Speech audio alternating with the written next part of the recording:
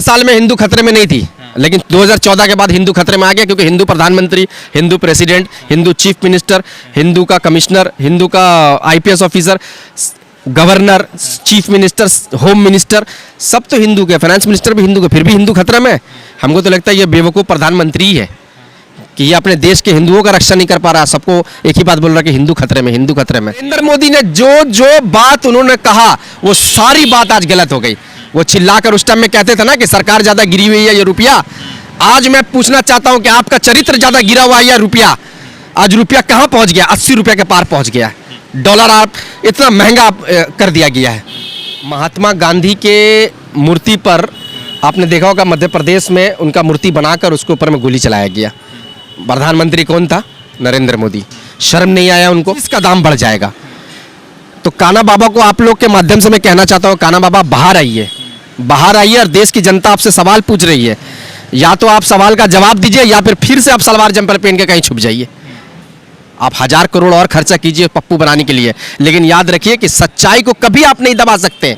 सच्चाई वो एक सूरज है जो रात के अंधेरे को चीर कर बाहर होता है, और वो सूरज राहुल गांधी है। हिंदुस्तान में मात्र एक ही परिवार है जो ईडी और सीबीआई और आपके इंस्टीट्यूशन से नहीं डरता, क्योंकि उन लोगों ने कभी घोटाला, चोरी, मक्कारी नहीं किया। इसलिए डट कर सीना तान कर राहुल गांधी आपसे कहते हैं कि राहुल गांधी नरेंद्र मोदी से नहीं डरता। एक सवाल ये है कि आप जानते होंगे कि हिटलर भी चुनाव जीत कर आता था। कैसे जीतता था? क्योंकि हिटलर के हाथ में सारे इंस्टीट्यूशन थे, उसने सब इंस्टीट्यूशन पर कब्जा करके रख दिया था। जब भी चुनाव आता था सारे इंस्टीट्यूशन को अगेंस्ट पार्टी के ऊपर में लगा देता था, और हिटलर के जितने भी इंस्टीट्यूशन थी सब विरोधी को कुचलने में लगी रहती थी, और हिटलर जीत कर आता था।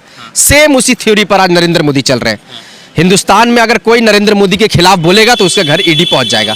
मैं ईडी के डायरेक्टर, सीबीआई के डायरेक्टर से यह सवाल पूछना चाहता हूं कि जब आप आईएएस और आईपीएस ऑफिसर बनते हैं तो अब आप संविधान का कसम खाकर हिंदुस्तान की रक्षा करने की बात करते हैं, लेकिन आपके अपने अंदर की जमीर नहीं है।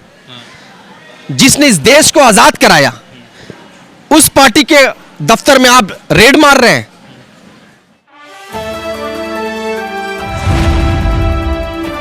द इंडियन खबर, सच आपके सामने। नमस्कार, आदाब, मैं रजा अंसारी और आप सभी का स्वागत है द इंडियन खबर पर। आज 5 अगस्त है और 5 अगस्त को पूरे देश भर में कांग्रेस पार्टी ने प्रधानमंत्री नरेंद्र मोदी और साथ ही साथ जो है जितने भी भाजपा के लीडर है, खास करके प्रधानमंत्री नरेंद्र मोदी के खिलाफ जमकर विरोध प्रदर्शन किया। कई जगह पर कांग्रेस के कार्यकर्ता जख्मी भी हुए, कई जगह पर हैरेस्टिंग हुई। राहुल गांधी, प्रियंका गांधी को अरेस्ट किया है, डिटेन किया गया, फिर उसके बाद थोड़ी देर बाद छोड़ दिया गया। तो सवाल महत्वपूर्ण यह है कि राहुल गांधी ने प्रधानमंत्री नरेंद्र मोदी को हिटलर बता दिया और कहा है कि हिटलर जैसे चुनाव जीतते थे वैसे ही जो है मोदी जी जीत रहे पूरा मशीनरी के लिए, और ये भी चैलेंज किया है कि हमको एक मौका दीजिए फिर हम आपको बताते हैं। यानी कि अब बदलाव की राजनीति की बात चल रही है, जिसकी शुरुआत मोदी जी ने 2014 से की है। तो हमारे साथ कांग्रेस के कई सारे कर्मी हैं हमारे बीच मौजूद। जनरल सेक्रेटरी मोहम्मद सरफराज है और उनसे से जानेंगे कि किस तरह का ये बात है।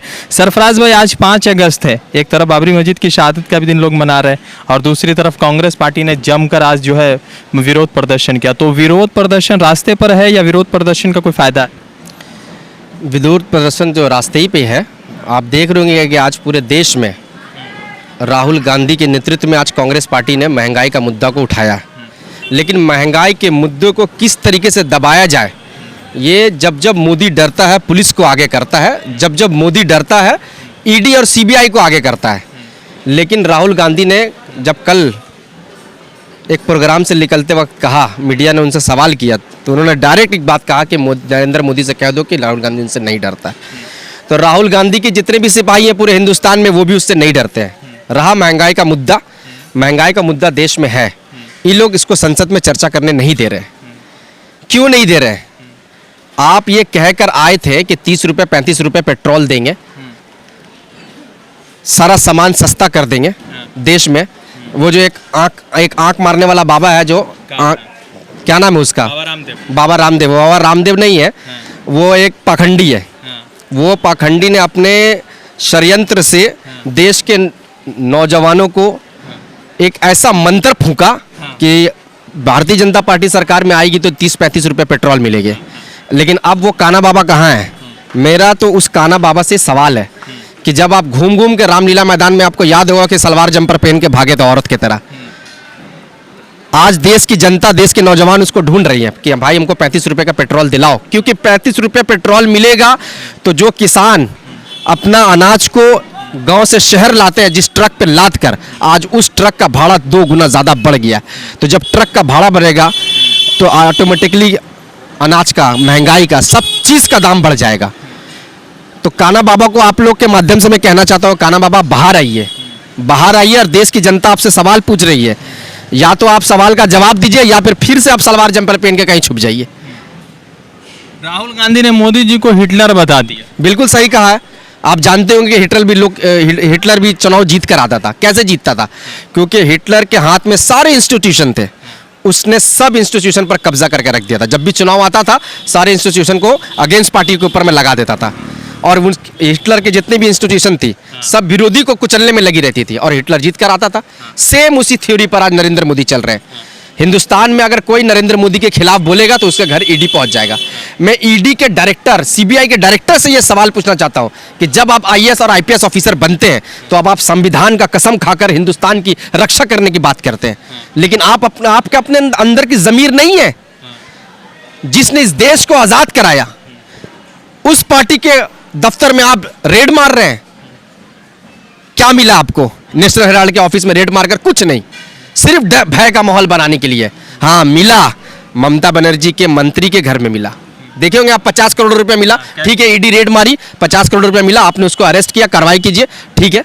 लेकिन सरकार गिराने के लिए ईडी रेड कब से मारने लग गई? संजय राउत के घर में 2 बजे रात को कब से ईडी पहुंच गई? मल्लिका खड़गे, अर्जुन अगर संसद में बोल रहे हैं उस टाइम में उनको नोटिस भेज देना, ये सब कुछ नया हो रहा है इस देश में। तो बिल्कुल हिटलर शाही पर नरेंद्र मोदी चल रहे हैं। तो राहुल गांधी जी ने कहा, बिल्कुल ठीक कहा। तो आप हिमायत करते हैं? बिल्कुल राहुल गांधी का हिमायत करते हैं। राहुल गांधी ने जो भी बात कहा, कोविड के रिलेटेड कहा, महंगाई के रिलेटेड कहा, दंगा के रिलेटेड कहा, हिंदुस्तान में सारी बात उनकी सच हुई। कौन सी बात गलत हुई जो मैं आपसे पूछना चाहता हूं? लेकिन नरेंद्र मोदी ने जो बात उन्होंने कहा वो सारी बात आज गलत हो गई। वो चिल्लाकर उस टाइम में कहते थे ना कि सरकार ज्यादा गिरी हुई है, ये रुपया। आज मैं पूछना चाहता हूं कि आपका चरित्र ज्यादा गिरा हुआ है या रुपया? आज रुपया कहां पहुंच गया? 80 रुपये के पार पहुंच गया है। डॉलर आप इतना महंगा कर दिया गया है। देश में रोजगार नहीं है, लेकिन आप सिर्फ दंगे के मुद्दे को बढ़ावा देना चाहते हैं, महंगाई के मुद्दे पे बात ही नहीं करना चाहते। अरे महंगाई क्यों बढ़ रहा है आप इस जानने के लिए कीजिए। आज हिंदुस्तान किस जगह पर है? क्या एक्सपोर्ट कर सकता है हिंदुस्तान? सिर्फ आलू प्याज यही एक्सपोर्ट करेगा? बाकी हिंदुस्तान के नौजवान जो इन्फोसिस में और कैंडेयर में जो सर्विस दे रहे हो, क्या दे रहे हैं? बाहर के देशों को तो सिर्फ सर्विस दे रहे हैं, हिंदुस्तान कोई प्रोडक्शन नहीं दे पा रहा है। आप चाइनीज के ऊपर निर्भर है। आप बोलते हैं एक तरफ के चाइनीज का विरोध करो और दूसरी तरफ चाइनीज का सारा आइटम इंपोर्ट हो रहा है इंडिया में, तो चाइनीज का जीडीपी नहीं बढ़ेगा तो किसका बढ़ेगा? एक चीज़ ये है कि राहुल गांधी के लगातार जो है बीजेपी के लोग कहते हैं कि हम जो है अहिंसावादी हैं, हम हिंसा नहीं करते हैं और हम गांधी जी के रास्ते पर चल रहे हैं। तो आप लोग जो हिटलर वाली बात कर रहे हैं तो वो तो गांधी जी का बार बार तस्करा करते रहते हैं। महात्मा गांधी के मूर्ति पर आपने देखा होगा मध्य प्रदेश में उनका मूर्ति बनाकर उसके ऊपर में गोली चलाया गया। प्रधानमंत्री कौन था? नरेंद्र मोदी। शर्म नहीं आया उनको? उनके प्रज्ञा ठाकुर जो एमपी है वो खुलेआम विरोध करके महात्मा गांधी को गाली देती हैं। बीजेपी का कार्यकर्ता महात्मा गांधी को गाली देता है। इस आज़ाद देश में महात्मा गांधी के पुतले बनाकर उस पर गोली चलाई जाती है। तो क्या नरेंद्र मोदी को शर्म नहीं आता है? सिर्फ दिखावा, मुखौटा बना के रखे हैं आप महात्मा गांधी का। महात्मा गांधी के नीति आदेश पर अगर कोई चल रहा है तो वो कांग्रेस पार्टी चल रहा है। हाँ, हमें संघर्ष है, हमारे ऊपर में जुल्म होगा, हम सहेंगे। अंग्रेजों से भी हमने लड़ाई लड़ा था तो अंग्रेजों ने भी हम लोग के ऊपर में जुल्म किया था।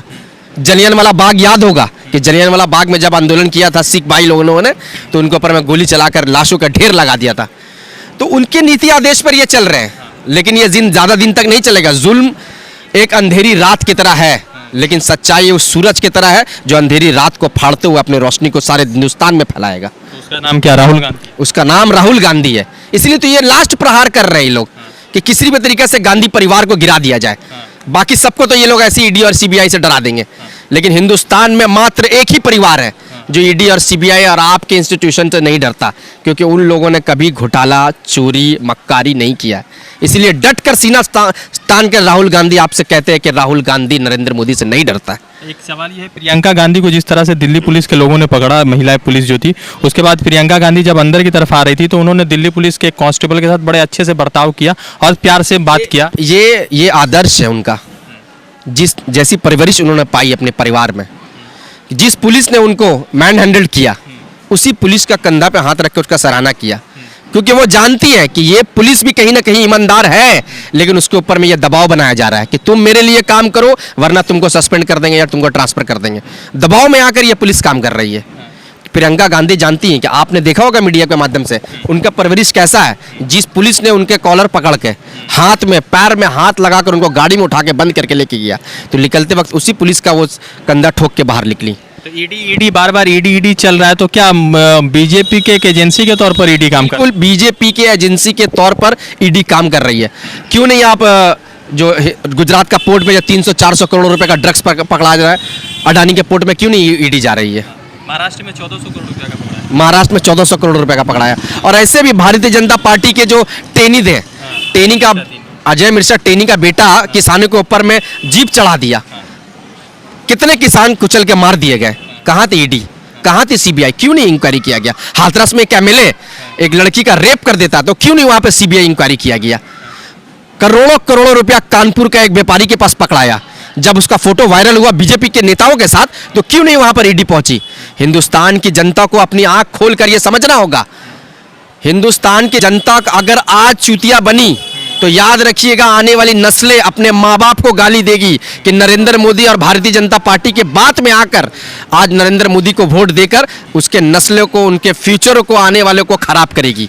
वक्त है अभी भी, क्योंकि हिंदुस्तान की वही जनता जो कांग्रेस पार्टी के झंडे के तले अंग्रेजों को हिंदुस्तान से खदेड़ के भगाई, चाहे वो नेता के शक्ल में जवाहरलाल नेहरू हो, सरदार वल्लभ भाई पटेल हो, मौलाना आज़ाद हो, मौलाना जौहर अली हो, जो भी हो, उस सब को लेके कांग्रेस पार्टी ने हिंदुस्तान के अंग्रेजों को यहाँ से खदेड़ फेंक देता। अभी बिल्कुल वही वक्त आ गया है।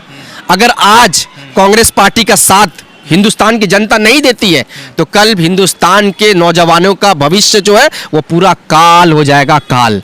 तो ये तो बार बार राहुल गांधी जब भी कुछ अच्छा करते बोले तो लो पप्पू आ गया सीख के, इस तरह से 200, 400, 500, हजारों करोड़ रुपए यही इसी पे खर्च किए कि राहुल गांधी के टैलेंट को दबाया जाए, राहुल गांधी को लोगों के दिमाग में ये भरा जाए कि राहुल गांधी पप्पू है।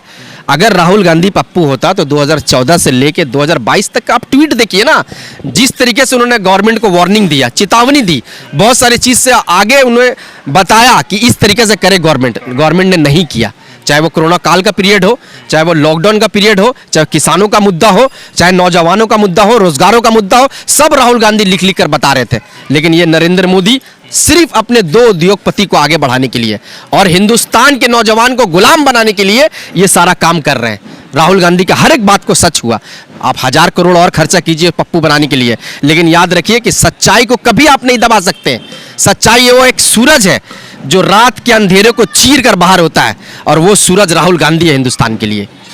तो मोदी जी भी तो बहुत अच्छा हिंदू मुसलमान का बात कर रहे हैं, हिंदू के लिए बात करें, मुसलमान के लिए। आप तो देख रहे कि हिंदू और मुसलमान का क्या हाल कर दिया आज देश में। आज तो हिंदू भी परेशान है, मुसलमान भी परेशान है। मैंने आपसे पिछले वीडियो में भी कहा था कि आप जो इतना हिंदू हिंदू हिंदू, आपके नेता हिंदू, योगी वाले हिंदू, सब हिंदू हिंदू करते, तो हिंदुस्तान के हिंदुओं को क्यों नहीं आप सस्ता सामान दे रहे हैं? मत दीजिए ना, मुसलमानों को सामान मत दीजिए, आप हिंदुओं को दे दीजिए ना। 85%, 86% हिंदू हैं भाई हिंदुस्तान देश में, आप उनको दीजिए सामान, मत दीजिए। सिर्फ हिंदू को बेवकूफ बोका बना रहे हैं, और वो बन भी रहे हैं। किसके नाम पर? हिंदुओं के नाम पर। क्या मिल गया? मैं तो मतलब हंसी आती है मुझे एक बात पर कि आप हिंदू के नाम पर हिंदुओं को ही बेवकूफ बना रहे हैं, और हिंदू खतरे में भी, और हिंदू खतरे में भी है। मतलब 70 साल में हिंदू खतरे में नहीं थी, लेकिन 2014 के बाद हिंदू खतरे में आ गया, क्योंकि हिंदू प्रधानमंत्री, Hindu president, Hindu chief minister, Hindu का कमिश्नर, हिंदू का IPS officer, governor, chief minister, home minister, सब तो हिंदू के, फाइनेंस मिनिस्टर भी हिंदू के, फिर भी हिंदू खतरे में। हमको तो लगता है ये बेवकूफ़ प्रधानमंत्री है कि ये अपने देश के हिंदुओं का रक्षा नहीं कर पा रहा, सबको एक ही बात बोल रहा है कि हिंदू खतरे में, हिंदू खतरे में। ये आंदोलन से कांग्रेस 2024 में आ रही है वापस कुछ? हिंदुस्तान की जनता ही हमेशा डिसाइड करती है, और जिस तरीके से ये हिंदुस्तान की जनता ध्वस्त हो चुकी है, नौजवान, महिलाएं इतना परेशान हो चुके हैं कि उनके पास और कोई ऑप्शन नहीं बचा है। अगर चैन से जीना है तो कांग्रेस पार्टी को वोट दो। अगर शांति, अमन, भाईचारा चाहते हो तो कांग्रेस पार्टी को वोट दो। और दंगा, फसाद, चोरी, चमारी अगर चाहते हो तो भारतीय जनता पार्टी को वोट दो। तो लगातार जिस तरह से राहुल गांधी ने प्रधानमंत्री नरेंद्र मोदी को हिटलर कह दिया और जितनी भी मिशनरी है उसके ऊपर इल्जाम लगा दिया, कांग्रेस का पूरे देश भर में प्रदर्शन चल रहा है। 2024 के इलेक्शन को लेकर सोशल मीडिया पर प्रधानमंत्री नरेंद्र मोदी को जबरदस्त तरीके से कांग्रेस जो है घेरने की कोशिश में, देखते हैं जनता क्या कुछ उस पर जो है रिएक्शन देती है। रज़ा अंसारी की रिपोर्ट, द इंडियन खबर के लिए।